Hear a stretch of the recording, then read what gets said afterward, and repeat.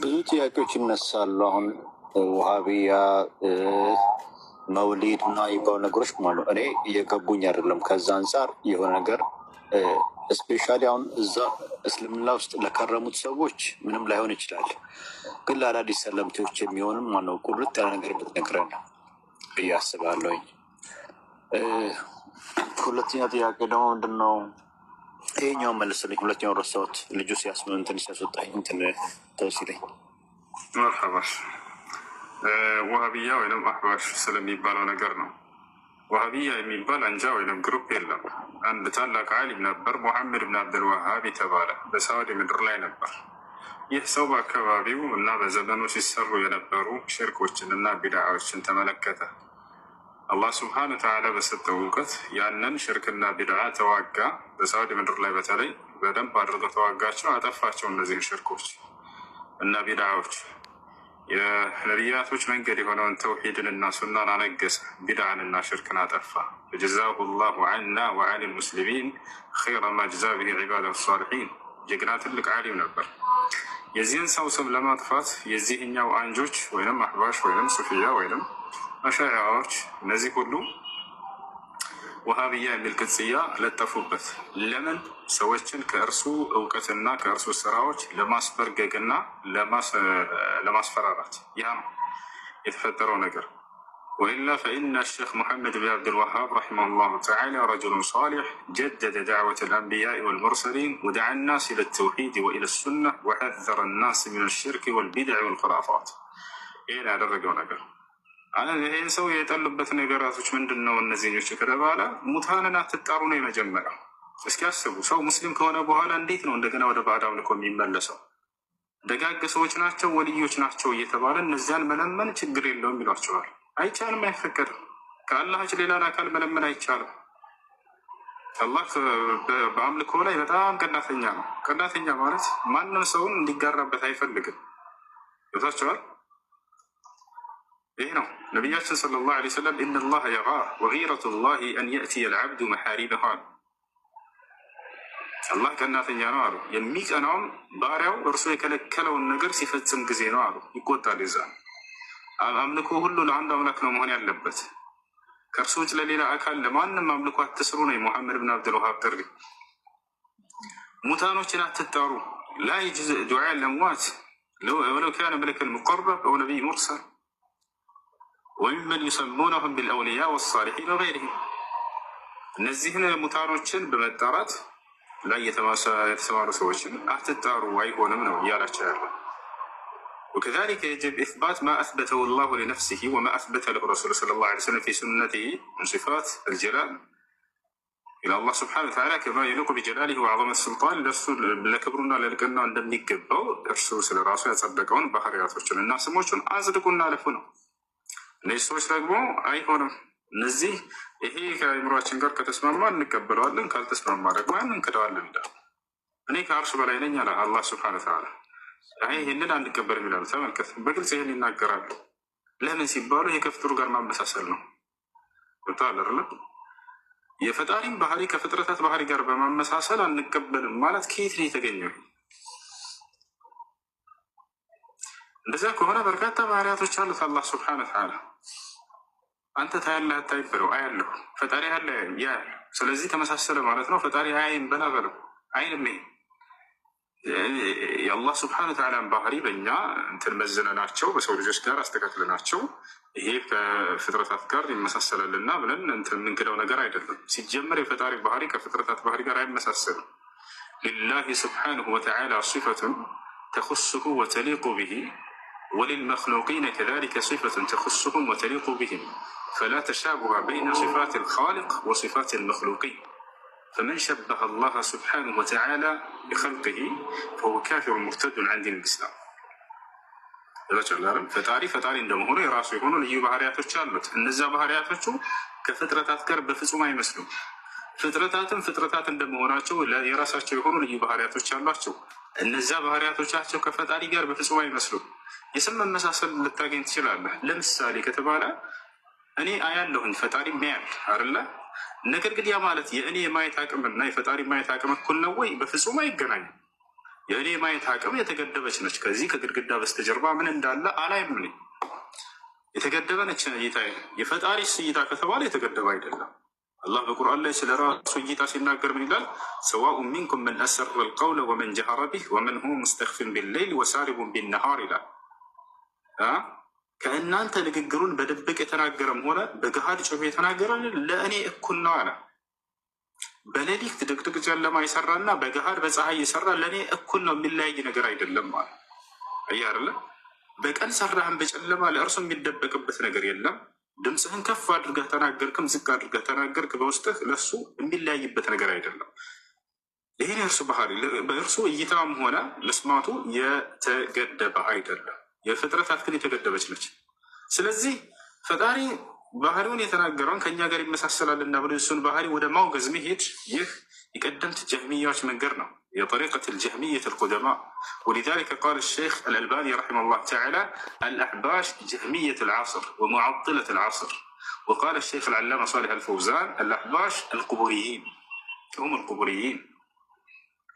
ይሄ ነው ሙታንን አትጣሩ ብሎ ነው ያወገዘባቸው። ወልይ ናቸው፣ ሳሊሕ ናቸው፣ ነቢይ ናቸው፣ ደጋግ ናቸው እያላቸው እነዚህን አትለምኑ አላህን ብቻ ተጣሩ ነው ያለው ሙሐመድ ብን አብዱልዋሃብ። ለአላህ የጸደቁ ባህርያቶቹን እንዳጸደቃቸው አጽድቆ አታውግዙ፣ ከፍጥረታት ጋር ይመሳሰላሉ እያላችሁ እያለ ነው ይህን የተናገረው። ሳላረ ይሄ ነው እና እስላማዊ ትምህርቶች የሚማሩበት ግሩፕ ራን አናግራት እዛ ታስገባለች። እስላምን መማርን ቀጥሉ። ማለት ፍቅረኛ ነበረች። እሺ እሷ የሌላ እምነት ተከታይ ናት። እውነት ነው። እሺ እኔ ሙስሊም ነኝ፣ እሷ ክርስቲያን ናት።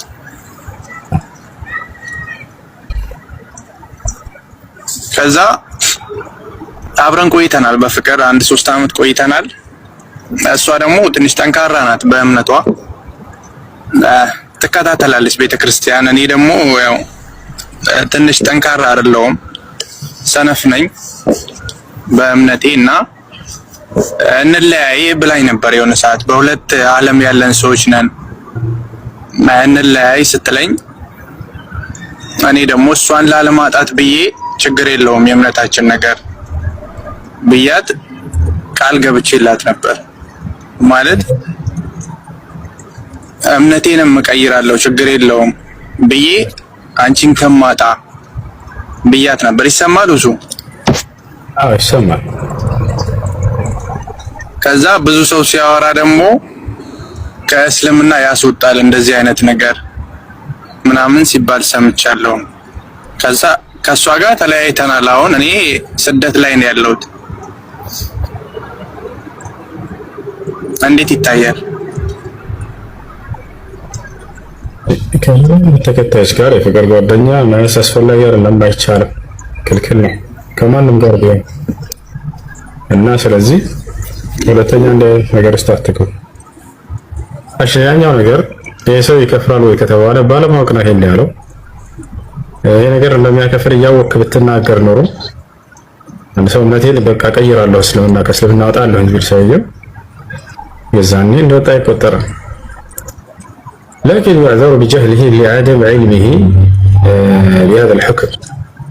እንደተቀላይ የሻሃዳን ቃል ደጋግመህ ብትል መልካም ነው። የኩፍር የሚመስሉ ቃላቶችን የተናገረ ሰው የሻሃዳ ቃል ይበል፣ የሻሃዳ ቃል ይበል በራስህ ማለት ትችላለህ። ወደ ዲንህ ተመለስ፣ ሶላትህን አጥብቀህ ስገድ፣ ዲንህን በደንብ ተማር፣ በሙስሊም ጓደኞች ጋር ተጣበቅ። አይ ኢንሻአላህ እሱ ጀዛኩሙላህ ኸይር። ስለዚህ ከእስልምና ያስወጣኝም ማለት ከእስልምና ትወጣለህ በእንደገና ነው ሻሃዳ መያዝ አለብህ ብሎኝ ነው የሆነ ጓደኛዬ። እሺ ወንድም ከእስልምና ወጥቻለሁ ብትኖር የዛኔ ትወጣለህ። እወጣለሁ የሚለው ግን እቅድ ነው። ቢሆንም እንኳን ወንጀል ነው፣ እንዲህ አይባልም። ባጭሩ አንተ ሶላትህን ጠብቀህ ስገድ፣ በሶላት ውስጥ ሻሃዳ ቃል ብቻ ለባንደበትህ ማለት አይከፋም። ስለዚህ በራስህ በል። አይ ኢንሻአላህ እሱ ማለት ፍቅረኛ ነበረች። እሺ እሷ የሌላ እምነት ተከታይ ናት። እውነት ነው። እሺ እኔ ሙስሊም ነኝ፣ እሷ ክርስቲያን ናት።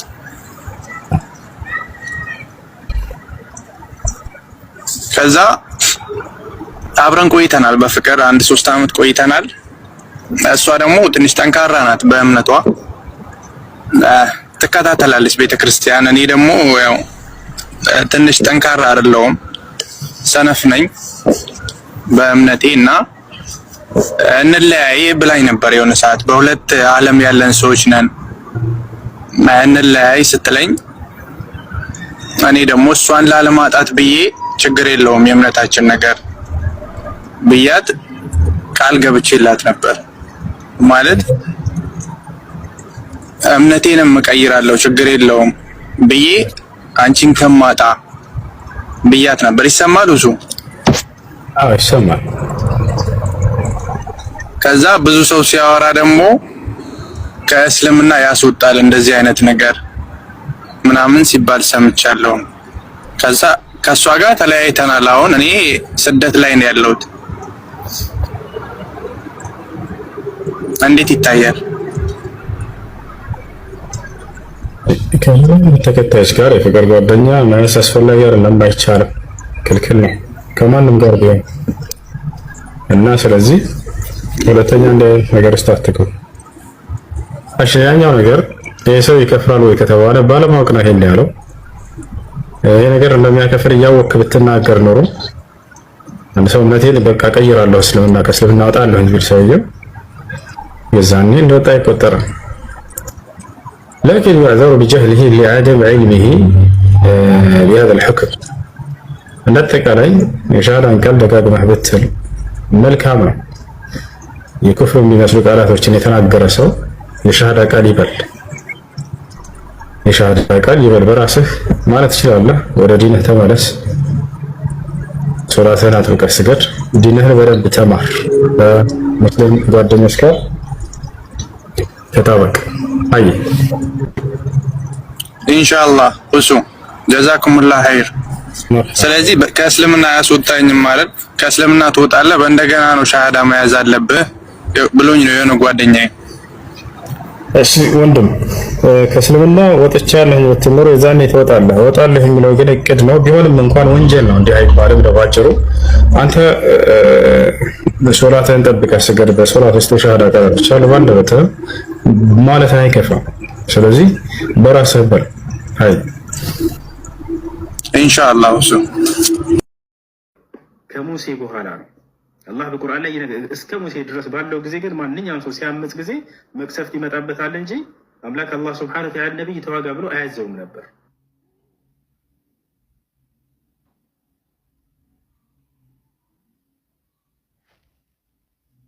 ያርም ከራሳችሁ ተከላከሉ የሚል ህግን አወጣ አላህ ሱብሓነሁ ወተዓላ። ይህን የደነገገው በሙሴ ጀምሮ እንደሆነ ይነግረናል። መሲሁ ታዲያ ለምን አልተዋጋም ወደሚለው ልንመጣ እንችላለን። ለመጀመሪያ በሶስቱ ነቢያት ላይ እንደተደነገገ ልንገራቸው። ማስረጃ በሱራ ተውባ ላይ እናገኛለን። ኢነላህ አሽተራ ሚነል ሙእሚኒነ አንፉሰሁም ወአምዋለሁም ቢአነ ለሁሙል ጀና ዩቃቲሉነ ፊ ሰቢሊላሂ ፈየቅቱሉነ ወዩቅተሉን ወዕደን ዐለይሂ ሐቀን ፊ ተውራቲ ወልኢንጂል ወልቁርአን። አያችሁ አይደለ? በተውራት በኢንጂል በቁርአን ላይ ይሄንን አዘዝኩኝ እያለ ቃል የሚያዝኩኝ እያለ ይናገራል አላህ ሱብሓነሁ ወተዓላ። ተውራት ለማን ነው? ለሙሳ። ኢንጂል ለማን ነው? ለዒሳ። ቁርአን ለማን ነው? ለነብዩ ሰለላሁ ዐለይሂ ወሰለም። በሶስቱ ላይ የታዘዘው የመጀመሪያ የታዘዘው ማን ነው? ሙሴ ነው። ከማን ጋር? ከፈርዖን ጋር። ከፈርዖን ጋር ባደረገው ትግል ህዝቡን ነፃ አወጣ። ከዚያ በኋላ ፈርዖን ተቀሰፈ። የመጨረሻው ተቀሳፊ እርሱ ነው። በውሃ ተቀሰፈ፣ አለቀ። ከዚያ በኋላ አላህ ሱብሓነሁ ወተዓላ ከራሳቸው ተከላከሉ የሚል ህግና ስርዓትን አወጣ። መሲሁስ ለምን አልተዋጉም? እንግዲህ አንድ ነቢይ ሊዋጋ የሚችለው መቼ ነው? አቅም ሲኖረው ጊዜ ነው አይደለ? በመሲሁ ጊዜ ደግሞ ሮማውያኖች በጣም የሌለ ኃይል ነበራቸው። ቦታቸዋል። እነርሱን የሚዋጉበት አቅም የላቸውም ነበር መሲሁና ተከታዮቻቸው። ያ ማለት ግን ጂሃድን ማስተባበል ማለት አይደለም፣ አላስተባበለም። ቦታቸዋል። ነገር ግን ያንን እርሱ ያላደረገበት ምክንያት ግዴታነቱ ላይ ስላልደረሰ ነው።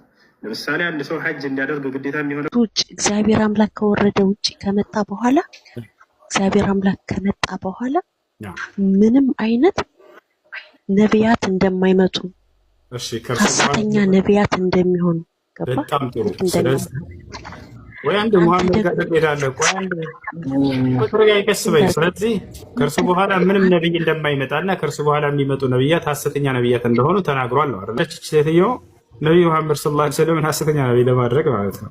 መጽሐፍ ቅዱስ ላይ መሰረት አድርጋ ምን አለች? ኢየሱስ ክርስቶስ ከእኔ በኋላ ምንም አይነት ነቢይ አይመጣም፣ ከእኔ በኋላ የሚመጣ ነቢይ ሐሰተኛ ነቢይ ነው የሚመጣው ብሏል አለች።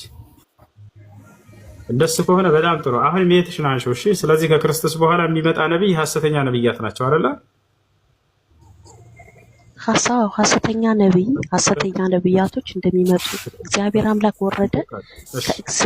እግዚአብሔር አንድ ልጁን ከላከ በኋላ ከዛ ውጭ ደግሞ ምንም አይነት ነቢያቶች እንደማይመጡ ተጽፏል፣ አስረግጦ ነግሮናል። ነች ነቢያት የሐዋርያት ሥራ ምዕራፍ 13 ከቁጥር 1 ጀምሮ ምን ይላል? በአንጾኪያም ባለችው ቤተ ክርስቲያን ነቢያትና መምህራን ነበሩ። ማናቸው እነዚያ ነቢያት? እነርሱም በርናባስ፣ ኔጌር የተባለው ስምዖን፣ የቀሬናው ሉክስዮም፣ አራተኛው ክፍል ገዥ የሄድሮስ ባለሟል መናሄ፣ ሳኦልም ናቸው ይላል። ሳኦል ማን ነው? ጳውሎስ። እነዚህ ሁሉ ነቢያት ሐሰተኛ ነቢያቶች ናቸው ማለት ነው። ያ ሰላም። ምክንያቱም ከክርስቶስ በኋላ የተነሱ ነቢያቶች ናቸውና እነዚህ ደቀ መዛሙርቶች ናቸው። አባ ነቢያት ናቸው። ያው ነቢያት ናቸው። ነቢያት 12 የክርስቶስ ተከታይ ደቀ መዛሙርቶች 12 ውስጥ የሉም። እነዚህ ሲጀመር ከክርስቶስ በኋላ የተነሱ ናቸው። ከጊቱ 12 ውስጥ እነዚህ የሉበትም እያልኩሽ እኮ ነው። ማስረጃ ሳይሆን ቶማስ እነዚህ 12 የሉም። እነዚህ 12 ውስጥ 12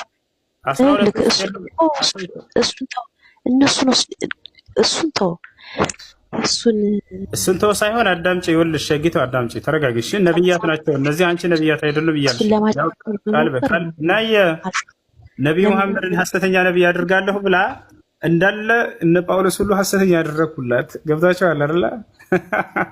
ያና ነቢያት አይደሉም ትላለች። ነቢያት ናቸው እያለ ነው መጽሐፉ። ምን ይላል? በአንጾኪያም ባለችው ቤተክርስቲያን ነቢያትና መምህራን ነበሩ ይልሻል። ያው ነቢያትና መምህራን ነቢያቶች ናቸው።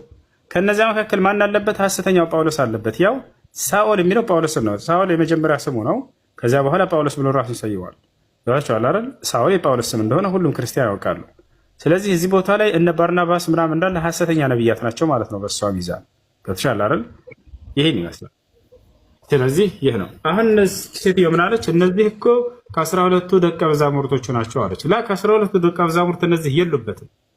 ካላመንሽ ከላይ ያሉ ክርስቲያኖች ይመልሱልሽ። ክርስቲያኖች አንድ ቤታቸው ናቸው እና አሁን የጠቀስኳቸው ውስጥ ከ12ቱ ደቀ መዛሙርት አሉ የሉም? ክርስቲያን አለ ከላይ ሚቱን አንሳ። እነዚህ እነ ማቴዎስ፣ ቶማስ፣ ሊቃስ። አንቺ ያለ እውቀትሽ እንትን አትበይ። አንቺ እውቀት የለሽም ሲጀምር።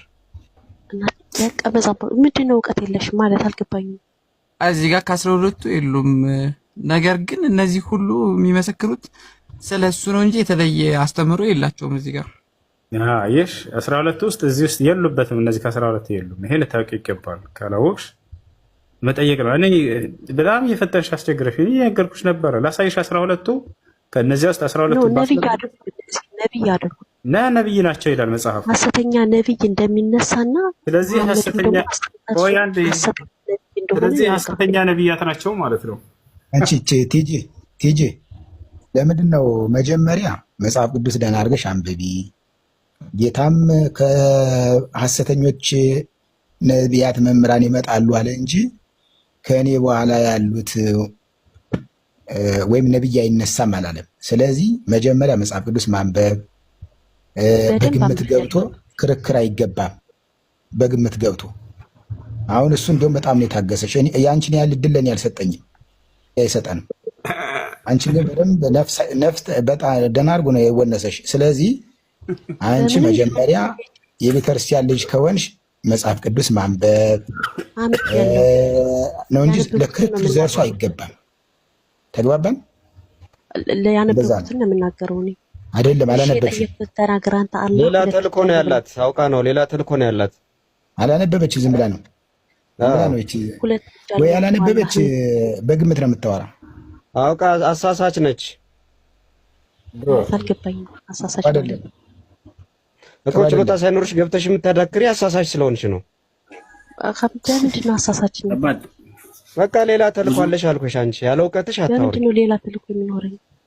በቃ ቲጂ ተይስቲ አንዴ አባቴ አንድ ጊዜ ትንሽ እውቀትን እንትን በል ተናገር። እውቀት ሳይኖርሽ የገብተሽ የሰው እምነት አታውቂ። አረ ወደ ቶፒክ የራሴን እምነት ስለ ራሴ እምነት እየተነሳ ያለው ስለ ሰው እምነት አይደለም። ጂጂ ልክ ነሽ አንቺ። ቆይ አንዴ ረፍት አድርጊ እስቲ።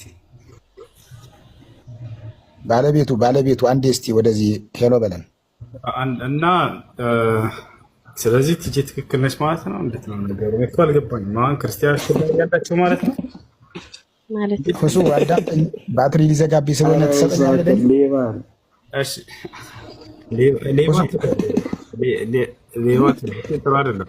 ሁሱ ጥያቄ ልጠይቅህ። እሺ ታወራላችሁ። ሁሱ ጥያቄ ልጠይቅህ። እሺ ሁላችንም አንዴ ያስተናግደን እስኪ። ሁላችሁም በተራ እስኪ። ሁላችንም ጥያቄ ስላለን በተራ አስተናግደን። ለእኔ ብትሰጡኝ ግን ጥሩ ነበር። ጊዜ እንትኑ ይሄ ምንድን ነው? ባትሪ ሊዘጋብኝ ነው። በሉ እስኪ ብትሰጡኝ ጥሩ ነበር። እናንተ ሰው ነው ይበላቸው። ታመዋል ነብዩ ሰለላሁ ዐለይሂ ወሰለም። አዎ ታመዋል። እንዴት ነብይ ነው ይታመማል? ላ ያ አኺ አምላክ ሆኖ እንዴት ይታመማል ብትል እሱ ነበር የሚያስኬደው። ገብታችኋል አይደለ? ሰው ነው።